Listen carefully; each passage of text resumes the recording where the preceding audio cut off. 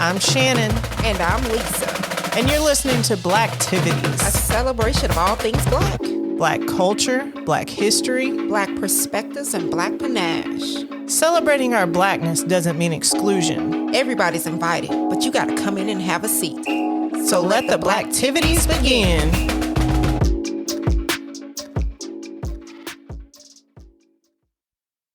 Hello again.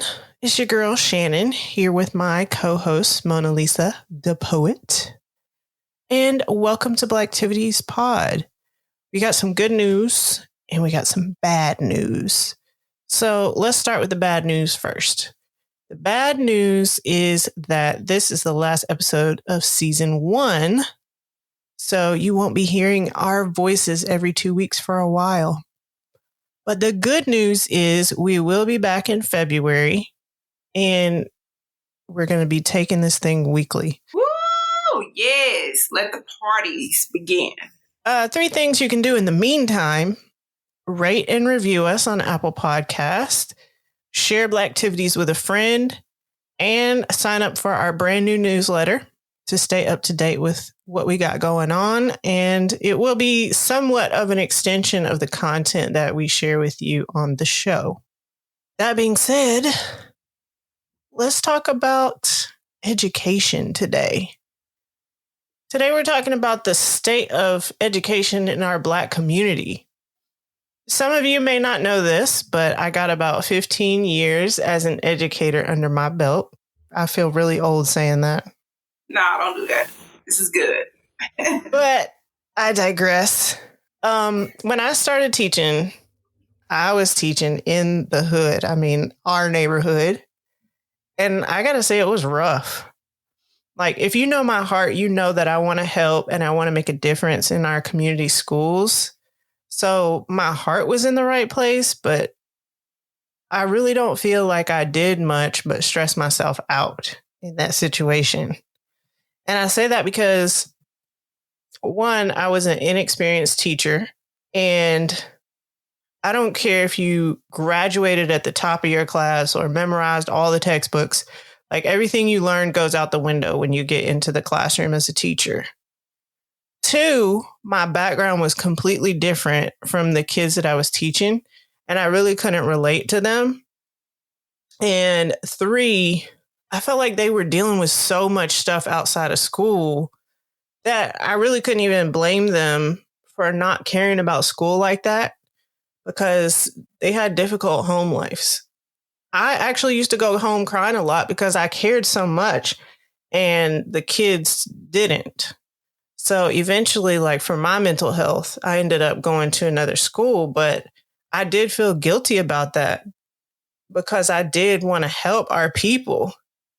How did we as a community get to that point? Because it wasn't always that way. I think it's time for Sax Facts.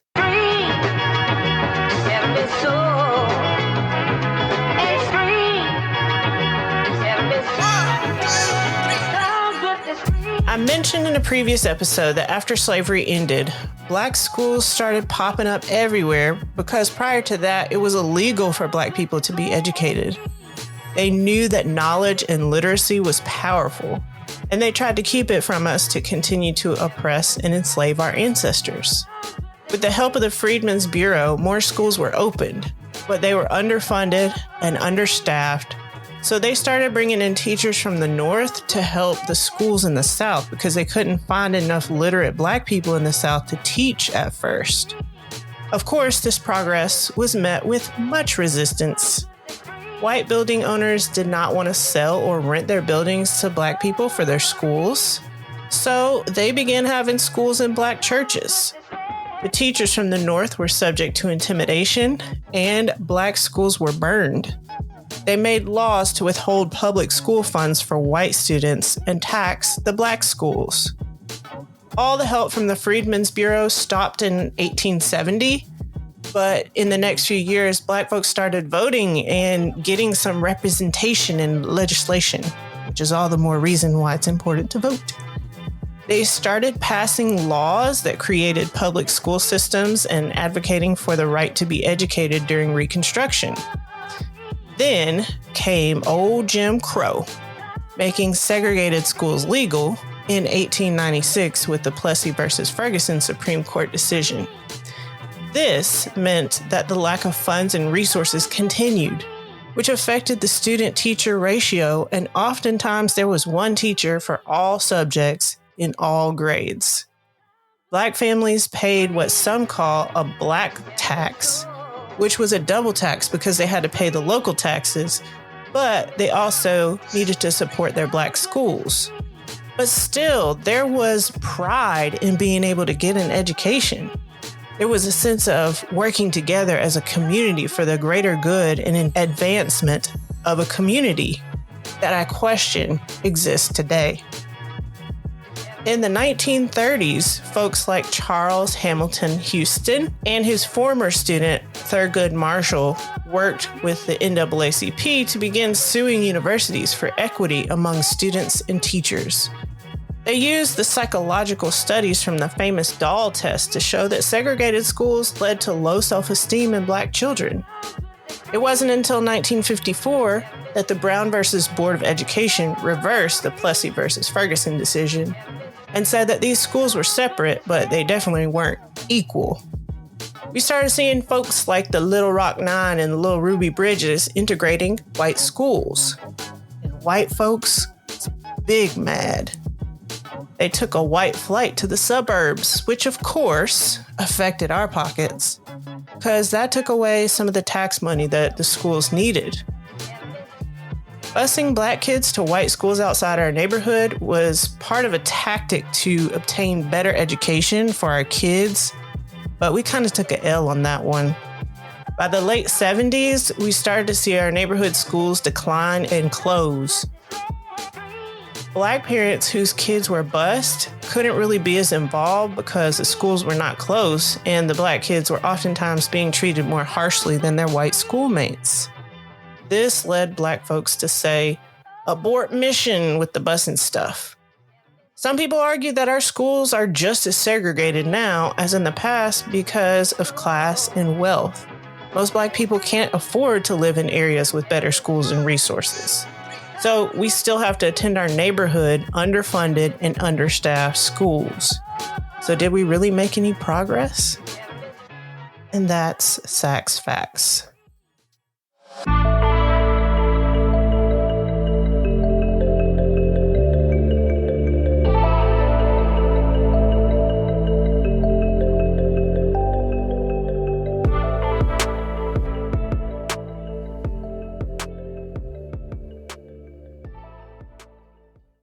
To admit, with my oldest daughter, who is now in college, I experienced issues when she was in high school to where I wanted to be that parent that was very involved in her education and very involved in her future. So we tried, 3 or 4 occasions to set up appointments with her counselor. And I felt like every time that we went there, it was like I had to remind her who my child was, and she would type her name on the computer and she'll get it pulled up and she'll like, oh, yeah, okay, well, let's see what she got going on here. And I was like, it felt as if there was no personal relationship whatsoever. And we did run into issues to where my daughter got accepted into all of these colleges, and the one that she chose to go to, they reached out to her and said, well, we don't have your final transcript from the high school you went to. And we're like, wait, what? So keep in mind, it was on us to reach out to the high school to make sure they submit her final transcript, and this is during COVID when the schools were closed. So we ran into so many issues to where I personally feel like she missed out on a lot of, especially scholarship opportunities. Like, we're not talking about a kid who was barely working by. She had all A's her whole high school year. She never failed a class. 4.0, like, great. But when it came to her other counterparts, they received help and scholarships, and most of them didn't even need the money to go. But again, I just see where there is an issue where, they're African Americans aren't treated the same. I also want to say, y'all, please excuse me if you hear any background noise. The lawn people did decide that they want to come and cut, everyone's grass today and blow all of the leaves everywhere, which is crazy, considering that there's still leaves falling. But hey, neither here nor there. I'm going to let them do their work. I guess that'd be kind of crazy. I went out there with no bra on, screaming at them, telling them to get their ass on somewhere. Yeah. So excuse the noise if you hear some extra noise in the background. Well, Lisa, you're talking about like the unfair treatment with education in universities. So that's a good way to transition into a discussion about affirmative action, because it's looking like right now the Supreme Court might get rid of affirmative action, which is something that became a thing in 1961 when JFK issued an executive order. And under that order, it said that any organizations who work with or receive funds from the government, including educational institutions, have to document that they're not engaging in discriminatory practices. With that possibly being overturned, do you think we've made enough progress that it doesn't really matter anymore if we have affirmative action? Or do you think if they take it away, we effed? I think if they take it away, we're effed.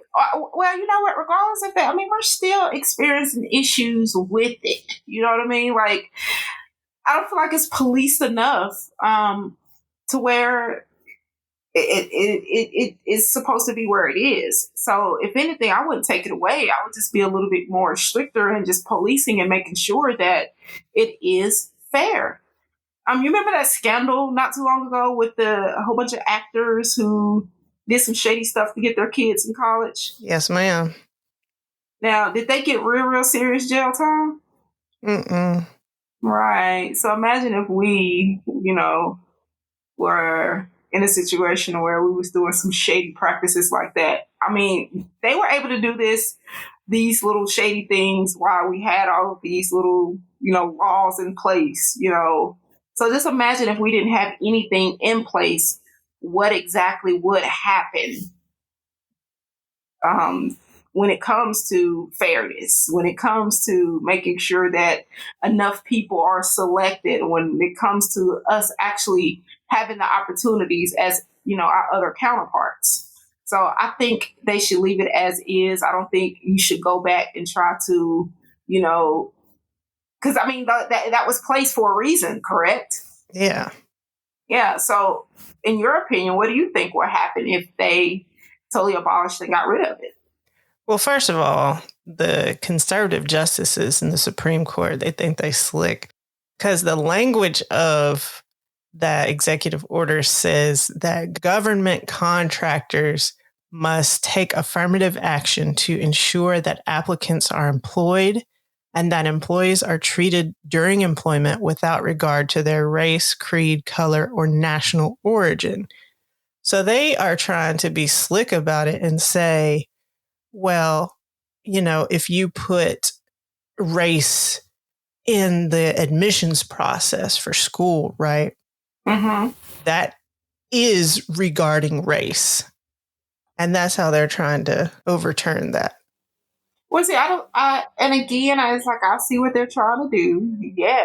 But it's like they take little small things and they're like, hey, look at this. Let's draw attention to this. We need to fix this rather than fixing the actual issues that are happening. Facts. Yeah. So it's like we are like, here, hey, look at this. Come here, boy. Look at this little string I have. Oh my God, let's look at the string. Let's focus on it when it's freaking chaos going, in the other direction. Right. Like, it's a distraction. Let's fix actual problems. Let's go in and let's look at all of these schools and these major corporations that to this day, they vow that, hey, we're going to have diversity and inclusion orders and policies in place, but there is still things that are occurring. Let's crack down on the people that are actually doing things to where, people are being left out. I don't really trust white folks with equality yet. I really don't trust that they're going to do what's right without there being some kind of law in place to make them do so. And so there's a possibility that if this is overturned, that it might lead to less access to like the prestigious colleges. Yes. Which in turn would lead to less access to like C-suite jobs, like CEO, COO, all those jobs. And it's already looking slim. So like as much, I don't know, like I'd like to say, well, we got our HBCUs that will accept our kids, but they still don't have like the clout that Harvard has or some universities like that. So like if you put a white person or an Asian person from Harvard up against, say, a black guy who graduated from Jackson State or FAMU, like who are they going to give the job to? And that's a very valid point. Very, very valid point. I like to think that when it comes to the HBCUs, like we put more on it than anything. Like we're hyping it up, and they don't get the same respect, like you just stated, when it comes to the Harvards and the Yales. So it's a sticky situation. It's just so weird. But no matter what's going on, guys, get that education. Yes. Get it. I mean, it's a proven point that we do have to fight harder when it comes to certain things like this. Do not let this deter you. Even if they do get rid of the affirmative action, do not let this deter you for getting what you deserve. Okay? Because we need more African American, not only African Americans, but we do need more ethnicities out there for the cause. So what about our K through 12 schools, like in our Black communities? I was talking about my experience with working in those types of schools. What do you feel like is going on in our K through 12 schools in our Black communities? You touched on something, and that's the teacher's inability to relate to her students. And then also to, I'm not exactly sure because I'm not a teacher, but when it comes to certain children that may have personal problems at home, sometimes, even though teachers are mandated reporters, right? Not all instances where, certain things are reported. And if they're due, it's like some children fall through the cracks. Mm-hmm. I don't know. I think more than less it's that connection between the teacher and the student. Again, I feel like, yes, it is very important for there to be that parent involvement, meaning we got to get our butts up and we have to be at those schools. They have apps available. Here we have one where we can communicate with the teacher, and that's something that I do, especially if it's simple as if, your child didn't sleep too well last night. That way that teacher is, aware of that. If mentally you have noticed something off with your child, make the teacher aware of that. That way the teacher can see that and that possibly get that child the assistance, the help that they would need. I think more or less too, that will contribute to if there's any behavioral issues, because if that teacher know that you and the parent is on the same page, then hey, that would kind of do something, in my opinion. It does. So yeah, I think that would. So that's something that I have tried to, do, especially now with my younger daughter, is make sure I have an open line of communication with her teacher. It even went as far as when we went on vacation, our last vacation to the beach, my youngest was like, please send some pictures to my teacher. And just by me sending pictures to her teacher, that created some type of bond to where when that teacher was on vacation, she would send Avery pictures. And it was just like, I don't know, it did something. And it made Avery feel special that way when she's in that teacher's presence, even though she's not family, she's an older Caucasian woman. It still made Avery feel special. Yeah. So she knows that, you know what, this teacher cares about me, and she does her best when she's in that class. So I think, again, that bond more than anything. Yes, we need resources. Yes, there's a lot of things that can contribute, but that bond between that child and that teacher, it says a lot. It speaks volumes in my book. You know, I grew up in a middle class family and I went to a white school. So my home was stable. I never experienced some of the things that those kids in that school were going through. And so it was a little bit difficult for me to bond with them on a certain level. But I was a younger teacher, so I did kind of bond with them because, you know, some of the music they listened to, I listened to some of the pop culture things or whatever I could connect with them on. But there was definitely behavior issues and little parental involvement. I had one time where we had scheduled a conference with this person's mom. We called her because it was a phone conference and she picked up and we said, "This is so and so from such and such school." And she was like, "Hold on one second. Can you guys call me back because the connection's bad," or something like that. And so we hung up, called her right back, and she never answered again. And see, that's unacceptable. Me, my anxiety wouldn't let me get that far because I'm like, who the hell, what you done did now? I'm up there, you know what? Since the connection bad, I'm on my way to the school.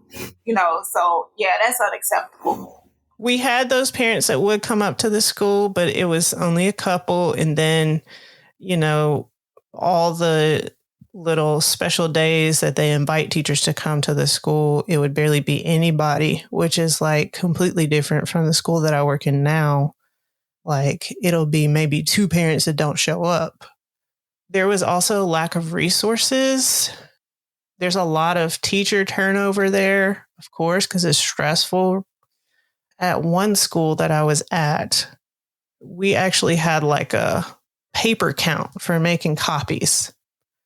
So the school that I'm at now, they just like throw money and resources at us. And it's so backward because I'm like, I mean, I would figure that's a good thing, right? I mean, it is for me as a teacher, but I don't teach in our community. I teach in a ritzy community right now. It's like I've only taught at Title I schools, which is low income schools, until this school that I'm currently in. And this is the only school where I've had more than enough resources to do what I need to do. I was even at a training not too long ago with different teachers from my district. And one of the teachers in a predominantly Black school in our district, she was like, because we have one-to-one devices, meaning all the students get a device. Mm-hmm. And she was like, yeah, they don't give out devices in our school anymore because the one year that they did it, they never got half of them back. What? And who fault was that, though? The kids took them home and they didn't give them back. Mm. So I don't know. A lot of low performance academically. A lot of the kids, they complained about school every day, but then they kind of didn't want to leave because it was like they had so many issues that they had to deal with at home. It was better to be at school. You know what I'm saying? Some things were things that I couldn't handle as an adult. So there's a lot going on.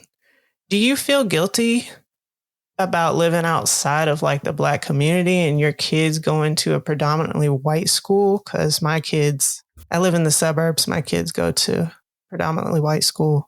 I'm glad you asked me this. If you know me, you know that my children, they grew up in the military, like they were military kids. So we traveled a lot. They were sheltered from a lot of things because they were military children. So a lot of places we went, obviously it was diverse because these was different people, you know, moving to a new place. So when it came to bullying, my children wasn't bullied as, you know, I wouldn't say as much. There was a lot of things that they didn't have to worry about. When we exited the military life and we decided to move back home, I had that option of moving them back to my hometown or coming to where we currently live now, which is out in Georgia. And my hometown is Chattanooga, Tennessee. Big up, Chat Town. Boom, boom, represent. AA. But me growing up, I knew that where I live, it was a lot of Black children. It was a lot of, and I was just like, whoa, I feel like I'd be throwing them to the wolves because that'd be terrifying to just throw them, you know what I'm saying? Because they wasn't used to that. So I said, well, let me go back to where I went to school in Georgia. And I regret that decision. You do. Of bringing them back. Yes. Because I felt like that was a situation to where I was trying to shield them, but in reality, I should have put them in a place where they were among children their same skin color. I have to say, I had a cousin that graduated from Tyner Academy in Chattanooga, Tennessee, and their counselor there that he had, I mean, amazing, amazing. Like, he would tell me how their counselors would meet with them on a regular basis. They had like a little newsletter where they always gave them information about scholarships, what's on them to make sure they applied. My cousin did very well for us, getting enough money up and going to school. I want to shout him out. He is amazing. He graduated from the University of Tennessee, Knoxville. Mm-hmm. Okay. I have to say, like, there are so many like family members and so many people that I do know where they were in school in Chattanooga, even though as rough as they say it might be, they were able to get those resources. And we're talking about African American, like Black schools, you know what I mean? Predominantly Black schools. And then here it is, I moved my children to this area to where my daughter, I had to go up to the school, my oldest, to the school so many times because she was getting into it where she was being called a nigga by white children. And it was so frustrating because nowadays you can't go up to the school and act a fool. You're going straight to jail. And baby, I can't get my nails and hair done in jail like I want to. So I'm very limited on how I can respond to it. But I had to go and sit down with these principals and the counselors and the teachers. And I'm like, hey, like, my daughter was disrespected today. She's being picked on. She had, people on the cheerleading team calling her the N-word. She had, she's being mistreated. She's being bullied. And it was just, oh, we'll look into it. Don't worry. But I'm like, how can you tell me this each and every time? Whereas if she was at a regular school, I don't think it would have been that way. Yeah, I'm not saying that she wouldn't have had any issues or anything, but I don't think it would have been the same way. So sometimes we think that we're shielding our children, but in reality, maybe that's just what they need. And she's doing very well now, but I do regret moving back down south to predominantly white schools and having my children go through what they're going through. And it's not just the other children, it is actual staff and adults who see them and think, a certain way about them. And again, they miss out on certain resources because I'm not at the school being bubbly, too bubbly. And I'm not on the whole, what's the whole, the teacher, PTA. Bro, I gotta go to work. I can't be up there at the school volunteering every day. But again, I try to find other ways, and this is something that I'm doing differently. I'm trying to find other ways to be involved. Like, I'm gonna tell y'all, I signed up for Career Day, and yes, I had my little, I call it my Cruella de Vil little polka dot blazer. I had my new wig on, baby. I was cute. And I set up, they gave me a room and I set it up to represent the financial institution that I do work for. I talked about my career and what schooling and background I have. I talked about bookkeeping and accounting that, from the past that I got a little education on. And it felt so good to have all of these children just looking at me, a Black face representing this company, and was like, wow, I didn't know I can get a job there, or I didn't know I can do this, or, and some of the questions they was asking was like next level questions, like, oh my God, like, who kid is this? Y'all need to pay attention to this kid because he is very special. So I try to find other ways to be involved. And I think that's what's important is you guys need to be involved in your kids' schooling. And I'm not going to say that the schools don't pay attention 100%. They do pay attention.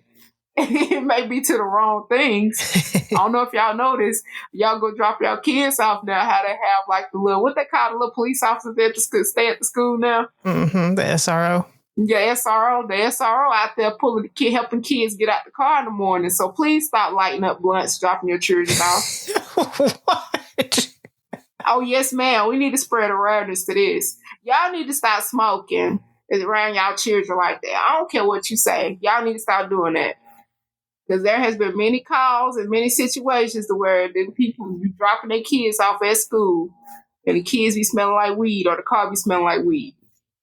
Well, the school that I teach in now, as I mentioned before, is diverse, but not diverse in that there's a lot of Black kids. There's a lot of Asian kids. There's some Black kids. It's like a sprinkle of everything. So I definitely have a special heart for the minority children because it's not a Black school that they're going to. So, when I had my fro, I would try to poof it up. I feel like I'm representing for them so they can see me in this different environment and be like, oh yeah, I can wear my fro. Like I don't have to have a weave or whatever. Like I can wear my natural hair and be proud or whatever. So real quick, because we're running out of time. Mm-hmm. How do you think we can overcome the gap between our kids and how they perform academically and other cultures? With us, we need to be more involved in our education, our children's education. Meaning, all of them papers that they bring home, even though, Lord Jesus, we got to come up with a way to y'all stop bringing all them papers home. Maybe y'all can scan. Maybe the teachers, I was going to present this idea, but maybe y'all can just scan them in and use that same, resource that we had to communicate the way we can view the papers. But anyway, that's neither here nor there. That's a different subject. But we have to look at these papers that they're bringing home. We have to look at the assignments, the tests, help them prepare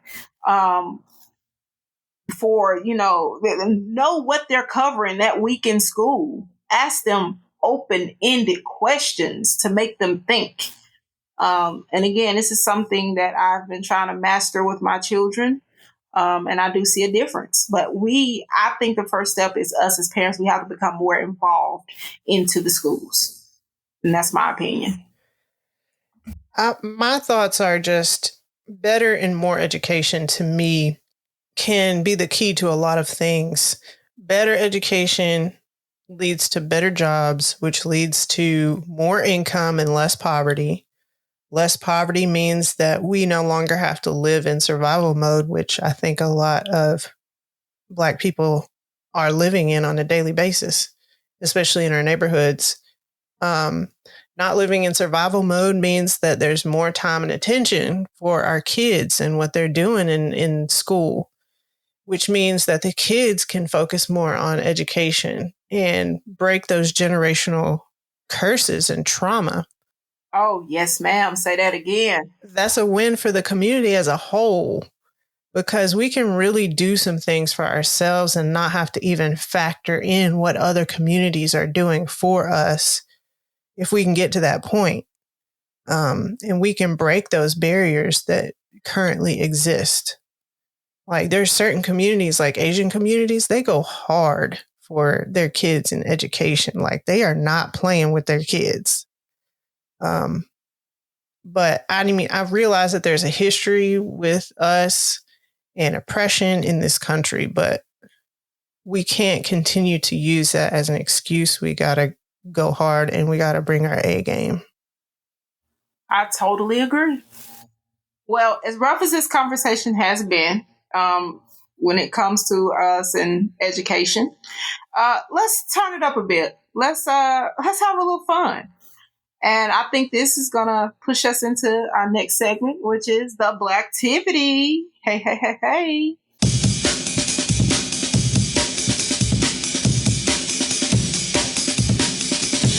Yes, growing up in our schools, we experience certain type of things, but I don't know if this may be kind of hard for you, Shannon. but I'm gonna ask though, because this is some of like the things that we look forward to in school when we were younger. So I'm gonna ask you these questions, right? And we're gonna see, if you can get how many you can get right. Okay. If my ready? White education served me.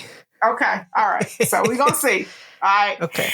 All right. So for my people, okay, let's go back to when you were young, okay? And we talking about like the 80s, baby. So this means like in the 90s, you went elementary school, okay? And it could be earlier on, but listen. So before technology took over, and we basically had to work a little harder to show off our first day of school drip, okay? Our outfits, our new shoes. What would you do to show the whole class your outfit? What is something you had to do? You had to get up and go sharpen your pencil. Yes, ma'am. Ding, ding, ding. Yes. That way they could see. That thing you had to turn. Yes. The little crank. Uh-huh. Yes. So, yes, ma'am. You got it right. Look at you. Okay. All right. So, let's move along.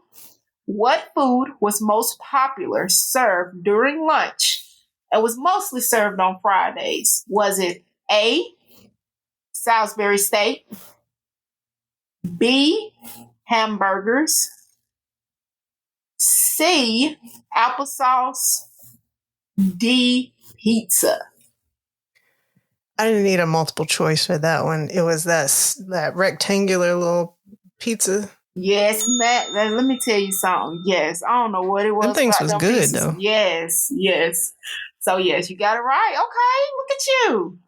All right, I'm plugged in. Okay, yes you are. Okay, okay. So let's move along. The sweet sound of Velcro made us feel like royalty. This was not listed on the school supply list, but it was a necessity. The bold, vibrant colors that they came in offered different compartments with 3 ring binders. This tool was probably the first introduction to our organization skills. What is this called? A trapper keeper. Yes. Oh, yes. Let me tell you something. The trapper keepers, baby, if you ain't have no trapper keeper, you was not a part of that life. Right? I had several of those with my pump up tennis shoes. Yes. And my starter jacket. Do you remember what starter jacket you had? I had a Tennessee one. Did you? What? I didn't understand why my dad got me the University of Michigan. But when Netflix had the 30 for 30, and I went and I watched the football team 30 for 30, there was some like thugs. Like they were selling drugs in between games and hotel parties and getting arrested and getting bailed out right before they get like there was some thugs. And I was like, I can't believe my daddy bought me the University of Michigan starter jacket. But I understood though, they went hard. But and they were winning. So boom. Thank you, Daddy. Shout out for that one. I'm gonna go give me another one. All right. So this next one, this game was something we look forward to on those old Apple computers. Okay, I don't know if you remember the old school computers that we had. Okay, with the real floppy disk. Yes, yes. Oregon Trail. See, look at you! I didn't even get to But yes, so yes, they created the Oregon Trail in the On 70s that green to screen. to teach us about the pioneer life. But no matter what decision you made on there, you and your crew always died a horrible death. Like dysentery or something like that. Dysentery. And I'm like, bruh. Or you died of starvation. And you're like, wait a minute. Like, you didn't give me, I didn't have any resources. There was no raccoons to kill to eat. Like, come on, B. I have not met a successful person that was able to, you know what I thought about? When I was reading up on this, I said that I was going to go get this game and try it again to see if I can beat it. They got a modern day version. Yeah, now. I'm finna get it because, honey, I always died and it used to piss me off. All right, last question. We look forward to any opportunity to be out of the classroom. So when the teachers notified us about an assembly or these visitors, we were so stoked. This traveling organization went from school to school to bring awareness to life situations and emotions. Okay? What tools did they use to assist them with their message? Was it A? You ready for this? Y'all should see the look on her face right now. Was it A, flyers, B, bulletin boards, C, animals, or D, puppets? Think about it. It was an organization that came to the school? Yeah, they went from school to school and they would talk to us about life lessons and emotions and situation things that we might go through. They would even talk to us about good touches and bad touches and all of that. So come on, I would they say had to come puppets, down but I don't remember that. Yes, the puppets. You remember the new kid, the kids on the block. Oh. And they had the little puppets that came through. And my favorite one was the puppet in the wheelchair. And she was talking about getting bullied all the time. I do remember that. See, that I thought you were memories. going down like the dare tip.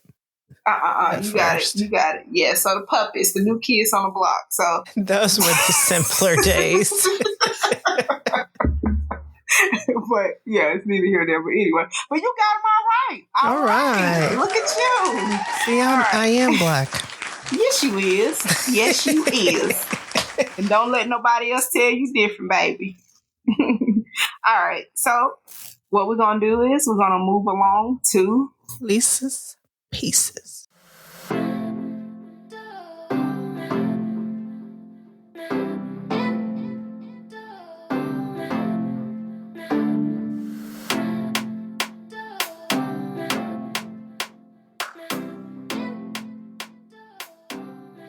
I want to share a poem that has been my favorite for quite some time now, years.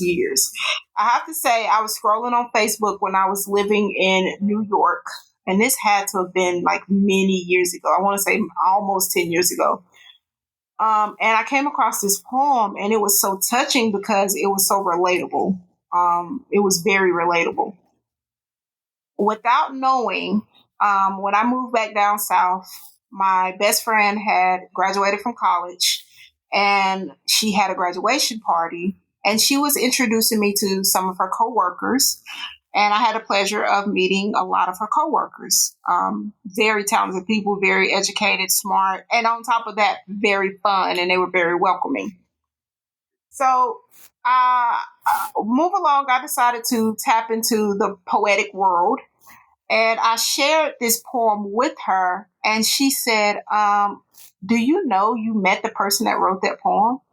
And I was like, what do you mean? Like, they said some sixth grader wanted in a contest. And I was like, no, this poem was written by Joshua. He was at my graduation party. And I was like, excuse me? And she was like, yeah, you talked to him. And I was like, this is one of my favorite poems. Like, what do you mean? And she gave me a little history behind it. And come to find out, like, I had met the person and didn't even realize it. Wow. So I want to share this with you guys today. Again, this is so touching and so fitting with, today's topic. And then you let me know what you think about it. I'm pretty sure you had heard it before. This poem is called "'Cause I Ain't Got a Pencil" by Joshua T. Dickerson. I woke myself up because we ain't got an alarm clock. Dug in the dirty clothes basket, 'cause ain't nobody washed my uniform. Brushed my hair and teeth in the dark, 'cause the lights ain't on. Even got my baby sister ready, 'cause mama wasn't home. Got us both to school on time to eat us a good breakfast. Then I got to class, the teacher fussed at me, 'cause I ain't got a pencil. Oh, that right there. Sheesh. So, hope you enjoyed this poem, because again, it's very special to me. I've definitely heard that poem before, and I think it puts things into perspective for teachers, especially, because there are kids going through things that we have no idea that they're suffering with every day. Right. Well, season 1 is a wrap. Not said a little bit more excited than that. Season 1 is a wrap. Hey. It's been fun, and it's been real too. During our little hiatus, you're going to want to join us on IG. We are still going to be working because we got to do season 2. So we're going to be asking for your perspective on upcoming topics to feature on future episodes. If you want to get at us on IG, we are at Blacktivities Pod. We welcome your DMs, and we do respond, but we ain't about that troll life. So you can get blocked, boo. Totally. Block hand strong. Look for new episodes in February. If you subscribe or follow us in your podcast platform, the new episodes will come right to you when they drop. But until then, King and Queens, keep doing big things. Yes, ma'am.